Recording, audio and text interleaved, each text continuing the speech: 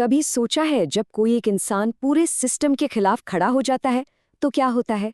चलिए आज जानते हैं रिंकू सिंह राही की कहानी। एक ऐसे अफसर की दास्तान जिसने अपनी ईमानदारी की बहुत भारी कीमत चुकाई पर कभी झुका नहीं। और उनकी पूरी कहानी का, उनके पूरे जीवन का सार शायद इन्हीं शब्दों में है। ये सिर्फ एक लाइन नहीं है, ये एक ऐलान है, एक मजबूत इरादे का, एक अटल सिद्धांत का। तो हर बड़ी कहानी की एक शुरुआत होती है ना? रिंकू सिंह राही की कहानी भी एक ऐसे ही फैसले से शुरू हुई जिसने उनकी जिंदगी का पूरा रास्ता ही बदल दिया। तो आइए चलते हैं शुरुआत में। एक छोटे से शहर का लड़का, आंखों में सपने तो बड़े थे और दिमाग इतना तेज कि क्या कहने। रिंकू सिंह राही पढ़ाई लिखाई में बेहद होशियार थे, लेकिन उनका दिल कहीं और ही लगा हुआ था। अब देखिए, उनके सामने ना दो बिल्कुल साफ रास्ते थे। एक तरफ था आराम, पैसा, एनआईटी जमशेदपुर से बीटेक, गेट में ऑल इंडिया रैंक 17, मतलब एक शानदार हाई पेइंग जॉब उनका इंतजार कर रही थी। और दूसरी तरफ था देश सेवा का वो रास्ता जो कांटों से भरा था। उन्होंने कौन सा रास्ता चुना? जी हाँ, उन्होंने वो मुश्किल रास्ता चुना। लेकिन कहते हैं ना, उसूलों के रास्ते पर चलना आसान कहाँ होता है। और राही साहब की सबसे बड़ी, सबसे कठिन परीक्षा बस सामने ही आने वाली थी। ये बात है साल 2008 की। वो मुजफ्फरनगर में समाज कल्याण अधिकारी थे और वहां उन्होंने एक ऐसे घोटाले का पर्दाफाश किया जो सीधे सीधे गरीब छात्रों के भविष्य से खिलवाड़ कर रहा था।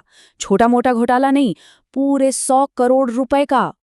तो इस सच को उजागर करने की कीमत क्या थी? सजाए मौत। जी, 26 मार्च 2009 का दिन था। वो बैडमिंटन खेल रहे थे और तभी स्थानीय माफिया ने उन पर गोलियों की बरसात कर दी। एक नहीं, दो नहीं, पूरी 7 गोलियां उनके जिस्म में उतार दी गईं। इस हमले का अंजाम? जबड़ा टूट गया, एक आंख की रोशनी हमेशा के लिए चली गई, सुनने की शक्ति भी कमजोर पड़ गई, शरीर तो कह सकते हैं छलनी हो चुका था। लेकिन उनका हौसला, वो अब भी जिंदा था। वो चमत्कारी रूप से बच गए। एक ईमानदार अफसर अपनी जान दांव पर लगा देता है, ऐसे में उसे सम्मान मिलना चाहिए, अवार्ड मिलना चाहिए, है ना?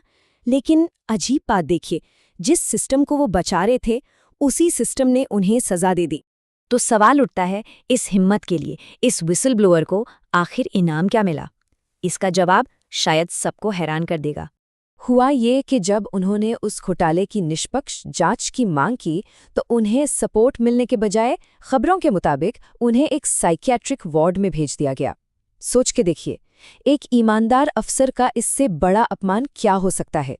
और इसके बाद तो सालों तक उन्हें ऐसी साइडलाइन पोस्टिंग दी गई जहां कोई खास काम ही नहीं था। ये ना सिस्टम का एक जाना माना तरीका है। जो लोग सिस्टम के खामियों को सामने लाते हैं उन्हें ऐसी जगह भेज दो जहां वो कुछ कर ही ना पाएं। लेकिन जैसा मैंने कहा, वो रिंकू सिंह राही थे, टूटने के लिए नहीं बने थे। इस अलग थलग करने की कोशिश ने उनके इरादे को कमजोर नहीं किया बल्कि और भी ज्यादा मजबूत कर दिया। और उन्होंने अजीब ही काम किया। जिस सिस्टम ने उन्हें एक तरह से बाहर फेंक दिया था ना, उन्होंने उसी में पूरी शान से वापस आने की तैयारी शुरू कर दी। वो एक कोचिंग इंस्टीट्यूट में आईएएस एस्पिरेंट्स को पढ़ा रहे थे और वहां अपने ही छात्रों से उन्हें ऐसी प्रेरणा मिली कि उन्होंने खुद ही सिविल सर्विसेज का एग्जाम देने का फैसला कर लिया। जरा इस बात को सोचिए, उम्र 39 साल, उस हमले की वजह से शारीरिक चुनौतियां, इन सब के बावजूद उन्होंने 2021 में यूपीएससी का एग्जाम क्लियर कर लिया। ऑल इंडिया रैंक 683 के साथ वो आईएएस ऑफिसर बन गए। ये सिर्फ एक जीत नहीं थी, ये सिस्टम के मुंह पर एक करारा तमाचा था। वैसे तो कहानी यहाँ एक हैप्पी एंडिंग के साथ खत्म हो जानी चाहिए थी, सही है ना? लेकिन राही की जिंदगी की कहानी में अभी एक और मोड़ आना बाकी था।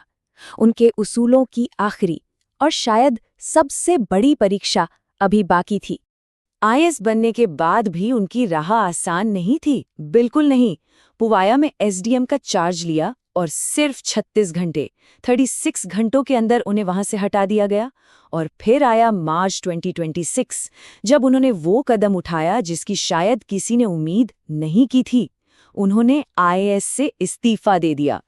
लेकिन इस्तीफा क्यों दिया? वजह ये थी कि पिछले 8 महीने से उन्हें कोई काम ही नहीं दिया गया था, पर सैलरी पूरी मिल रही थी। रिंकू सिंह राही के लिए बिना काम किए सैलरी लेना ये भी भ्रष्टाचार का ही एक रूप था। और उनके ये शब्द उनकी सोच को बिल्कुल साफ कर देते हैं। उन्होंने कहा, बिना काम किए सैलरी लेना एक नैतिक ऋण है, एक मॉरल लोन है। पब्लिक सर्विस के एथिक्स की इससे गहरी समझ और क्या हो सकती है। अपने इस इस्तीफे से राही ने एक बहुत बड़ा संदेश दिया। उन्होंने समझाया कि एक पब्लिक सर्वेंट का काम सिर्फ गलत काम से बचना नहीं है, उनका कर्तव्य ये भी है कि वो जनता के पैसे के बदले सिस्टम में एक्टिवली अपना योगदान दें, वैल्यू ऐड करें। तो आखिर में उनके सामने फिर एक चुनौती आई। एक तरफ आईएएस का पावरफुल टैग और प्रेस्टीज और दूसरी तरफ उनका आत्मसम्मान। और राही ने आत्मसम्मान को चुना। उनकी पूरी कहानी असल में एक इंसान की ईमानदारी और एक बीमार सिस्टम के बीच की एक लंबी लड़ाई है। रिंकू सिंह राही की ये पूरी कहानी हम सबके सामने एक आईना रखती है और एक बहुत ही चुभता हुआ सवाल पूछती है, क्या हमारा सिस्टम ईमानदारी को पुरस्कार देता है या सजा? इस सवाल का जवाब शायद हम सबको मिलकर ढूंढना होगा।